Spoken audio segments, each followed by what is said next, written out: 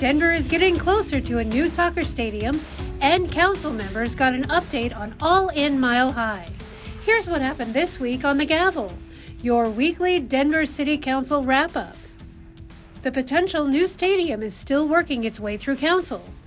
This Monday, City Council heard a presentation on the rezoning for the NWSL Stadium site, located at Santa Fe Yards.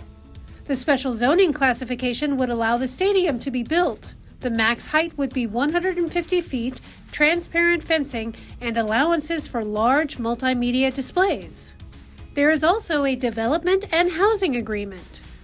Because I mentioned it, I just wanted to highlight there is a development and a housing agreement that currently covers the land and is subject to a number of things that the city and Broadway Station partners have agreed to. And that has agreements on how much open space should be within the larger area, what sort of transportation commitments should be made in the larger area, some things about environmental remediation, and prevailing wages for anything that happens within there.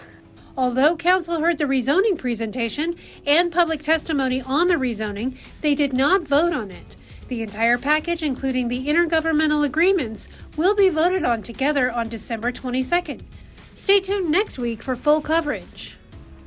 On Tuesday, members of the Community Planning and Housing Committee heard an update from the mayor's All In Mile High initiative. The goal for the year was to bring 2,000 people who are experiencing homelessness indoors.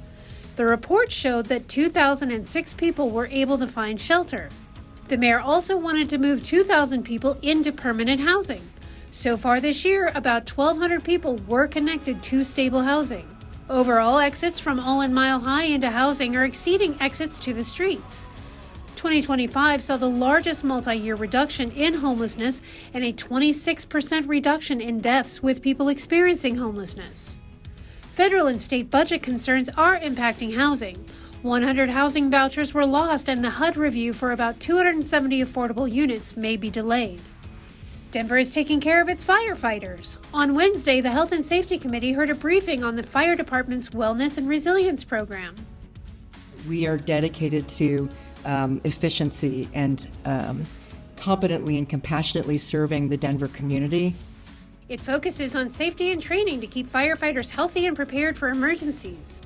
It provides annual wellness screenings, a fitness test for new candidates, and an annual blood draw event that gives members a firefighter-specific blood panel test. The fire department wants to find sustainable funding to grow the program. Budget reductions have impacted these services. You can find links to City Council meetings, schedules, agendas, events, and news at denvergov.org/citycouncil. Denver City Council meets every Monday at 3:30 at the City and County Building Council Chambers, or tune in live on Denver 8 or Zoom. Be sure to follow us on X, Facebook, YouTube, and Instagram for Denver news, events, and information.